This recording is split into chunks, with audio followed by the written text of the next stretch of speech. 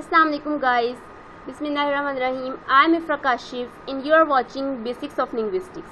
In our previous video we have a look on what is language and the functions of language. In this lecture we are going to have a look on the origin of language and the theories of language. But before starting my video, मेरी आप लोगों से एक छोटी सी request है that to subscribe my channel and press the bell icon for further notification so that you don't miss any update. Without wasting time, let's move on and start. Okay, outline. इस video में हम लोग देखेंगे the origin of language, in which we will going to have a look on language development and then the theories of language. Then some theories which were the earliest theories presented by the earliest stages, that is the Bobo theory, Poo-Poo theory, Ding Dong theory, and we also going to look the limitations of these theories. Language development. पहले जो western linguist थे और philosophers थे वो ये सोचते थे कि एक ऐसा टाइम था, एक ऐसा इरा था, एक ऐसा फेज था when people don't have ability to talk. And later on humans developed language about these years ago, and the language they were developed was only the oral one and not the written one. जिसका मतलब ये है कि that लोग आपस में communication करते थे, आपस में बातचीत करते थे उन लैंग्वेज के साथ, but they don't have symbols, alphabets और the things to write this language or to express this language in the written form. The language was present but only in the oral form. They can be either used to tell stories, either can be used for communication. फिर question rise होते that how language emerged. फिर language I किस तरह, अगर पहले language नहीं थी और आहिस्ता आहिस्ता इस तरह ग्रेजुअली डेवलप हुई तो लैंग्वेज किस तरह से इमर्ज हुई. बाय द वे ये चीज़ अभी तक क्लियर नहीं है, इस बात की कोई फिजिकल एविडेंस नहीं है कि ह्यूमन लैंग्वेज किस तरह से इमर्ज हुई, किस तरह से इस वर्ल्ड में आई, किस तरह से इस दुनिया में आई. आज तक ये इस मैटर को, इस चीज़ को शक की निगाह से देखा जाता है और इस पर आज तक गौर किया जा रहा है कि हाउ लैंग्वेज हैज़ इमर्ज. और बेर्नार्ड कैम्पबेल ने कहा था, we simply never know that how language began, but you don't need to be disheartened as we don't have information about the language. But centuries ago कुछ theories दी गई थी जिनमें वो language को कुछ ऐसी थ्योरीज दी गई थी जिनमें लैंग्वेज को डेवलप किया गया, या कुछ ऐसी थ्योरीज थी जो लैंग्वेज डेवलपमेंट के प्रोसेस का पार्ट थी. You can say they were not the languages but the part of development of process of language कि किस तरह से कौन कौन सी थ्योरीज किन किन स्टेजेस से गुजर कर हम लोगों की लैंग्वेज जो है वो डेवलप हुई है. ठीक है, अब ये 5 मेजर थ्योरीज हैं और इनमें से हर थ्योरी जो है वो एक बहुत स्मॉलेस्ट पार्ट जो है वो लैंग्वेज के अकॉर्डिंग रखती है. ठीक है, बहुत स्मॉलेस्ट पार्ट है उसका लैंग्वेज डेवलपमेंट में या लैंग्वेज में.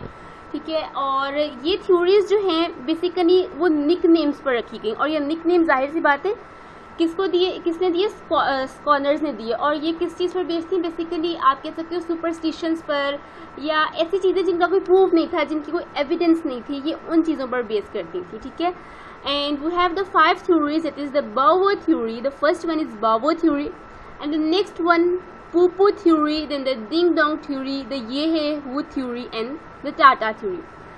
We will inshallah discuss all of these theories, but in today's video we will have I will have my focus on the Bobo theory and the Poo-Poo theory. तो देख लेते हैं ये Bobo theory क्या चीज़ है. बोबो theory जो है वो ये एक ऐसी थ्योरी है जो कि बेस करती है साउंड्स के ऊपर, ऑन आवर नेचुरल साउंड्स. ये इस तरह से है कि ह्यूमन बींग्स कुछ साउंड्स को ह्यूमन बींग्स ने कुछ साउंड्स इमिटेट की. These were the sounds of animals and the natural sound. For example मैं आप लोगों को अगर एग्जाम्पल दूँ तो थंडर के साउंड, या डॉग की बार्किंग की साउंड, कैट की म्यू की साउंड, या उसके अलावा अर्थक्वेक की साउंड. इस तरह की जो साउंड्स प्रोड्यूस हुई ना, लोग पहले उनको अपनी लैंग्वेज में यूज़ करते थे. लोग क्या करते थे कि उन्होंने एक किसी चीज़ को रेफ़र करना है, किसी सर्टेन एनिमल को रेफ़र करना है, कि उन्होंने ये चीज़ बतानी है कि थंडर आया या क्या से, तो वो उस थंडर की आवाज़ निकालते थे. या वो उस एनिमल की आवाज़ निकालते थे, ठीक है ना। जिस तरह अगर ह्यूमन बीइंग ने बताना है एक बर्ड कि मैंने एक बर्ड को बोलते हुए सुना, तो वो या उसने बर्ड के साथ कोई चीज़ रेफर करनी है तो he will make the tweet sound that how birds fly. Tweet sound is basically the sound which is made when the birds, they fly. Some examples of the sounds that are produced by bow theory are the hiss sound that is produced by snake. Furthermore, moo sound, bow wow sound, the mew mew sound produced by cat, the boom sound produced by volcanic eruption, mimi sound that is produced by goat, the splashing sound of water, or the boom sound, the bang sound. You are requested to give more examples of such sounds in the video by answering my question in the comment section, that what are the sounds that are produced by the natural sources other than the sounds that are given in the video. Then we are going to look the limitations of the theory. Relatively few words are automorphic and they vary from one language to other. Automorphic का मतलब होता है words having same meaning or the same sound or in the same मतलब एक word किस तरह से एक जगह पर same जगह से यूज़ हो रहा है. तो वो कह रहे हैं कि कुछ words जो है ना वो automorphic नहीं थे, they vary from each other, ठीक है ना. जिस तरह से फॉर एग्जाम्पल मैं परसीव कर रही हूँ, मैं सुन रही हूँ, ठीक है, डॉग की आवाज़ को बऊ बऊ, ठीक है, मुझे वो इस तरह से सुन रही है. हो सकता है कि ब्राज़ील में वो आवाज़ किस तरह सुनी जाती थी, औ औ, ठीक है, तो वो लोग उसको औ औ करके प्रोनाउंस करते थे. हैम इन अल्बानिया, ठीक है, क्योंकि डिफरेंट लोगों के ईयर का स्ट्रक्चर, रैंग in China, wow wow in different countries में डिफरेंट तरह से वो सुनी जाती थी, which create quite barrier for people to understand language, ठीक है ना. तो this implies that some words were imitations and they could not have been similar objects in the case, but not in the case in actual human languages. इस चीज़ को imply करती है कि कुछ इमिटेशंस हैं, कुछ imitations means to copy something. कुछ इमिटेशंस जो ऐसे हैं जिनको हम लोग जो हर जगह पर सिमिलर हैं, कुछ ऐसे वर्ड्स हैं जो हर जगह पर सेम यूज़ किए जा रहे हैं, लेकिन कुछ ऐसे वर्ड्स हैं जो हर जगह पर सेम नहीं यूज़ किए जा रहे. As I give you the previous example, the dogs bark was heard as ooh in Brazil and ham in Albania and rang in China, ठीक है ना. डिफरेंट तरह से इसको सुना गया.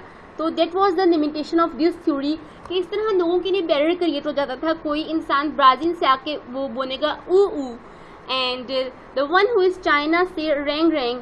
अब ब्राज़ील में जो इंसान है वो ऊ से दिखाना चाह रहा है, डिमॉन्स्ट्रेट करना चाह रहा है डॉग की तरफ, ठीक है ना.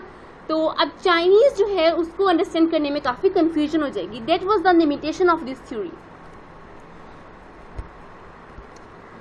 अब पहली चीज़ तो ये हो गई. दूसरी चीज़ ये हो गई कि एक और इस थ्योरी की लिमिटेशन थी, वो ये कि हमें पता है कुछ ऐसी चीज़ें होती हैं जिनकी कुछ साउंड्स नहीं होती, द अब्स्ट्रैक्ट थिंग्स. अब काइंडनेस की, केयर की, मर्सी की, हेट की, लव की, इन सब की कोई साउंड तो नहीं है ना. तो अब इन चीज़ों के साउंड नहीं है तो क्या हुआ कि इस थ्योरी के थ्रू ये वाली सारी चीज़ें एक्सप्रेस ही नहीं की गई. ओके, होप सो यहाँ तक आप लोगों को सारे कॉन्सेप्ट्स क्लियर हो गए होंगे. Let's move on towards our next theory, that is the pooh theory, and it is also the other version for developing the natural sounds, ठीक है. ये भी ऐसी साउंड्स थी जो नेचुरली डेवलप होती थी, ठीक है. This theory was propose by philosopher democratics, ठीक है. पूपू थ्योरी क्या कहती थी? पूपू थ्योरी कहती थी कि जब हम लोग कोई चीज़ देखते हैं और हम लोग की जो एक्सप्रेशंस होते हैं या इनवोलेंटरी जो एक्सप्लेनेशन होती है, जिस तरह हमें कोई चीज़, तो वो जो है ना वो हम लोग की can be develop, that ideas, that feelings, that emotions can be developed to form a language. Like for example, मैं किसी चीज़ को देखती हूँ वाओ, और वाओ इट्स अमेजिंग, मैं ये कहती हूँ या वाओ, मेरे मुँह से साथ निकलता है वाओ. या मुझे कोई चोट लगती है तो मैं कहती हूँ आउच, ठीक है ना. तो क्या हुआ, उन्होंने कहा कि ये जो इनवोलेंटरी, ये जो एक्सप्लेनेशंस हैं, they can be a part of our language. For example, wow, hurrah, ouch, oops, oh, ha, alas, ये सारे वर्ड्स, ठीक है ना.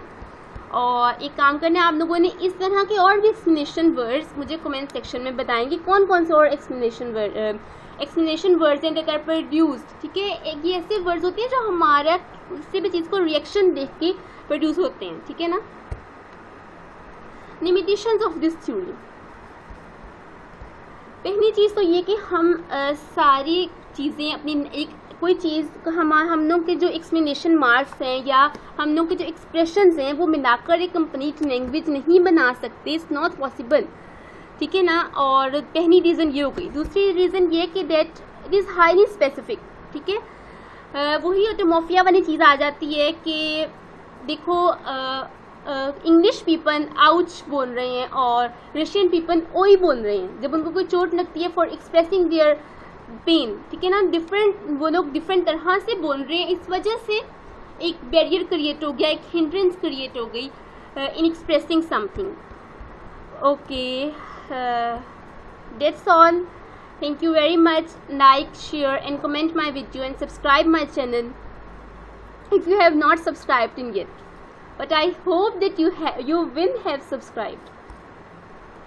Allah Hafiz. In next video we will discuss the next theories regarding our lecture.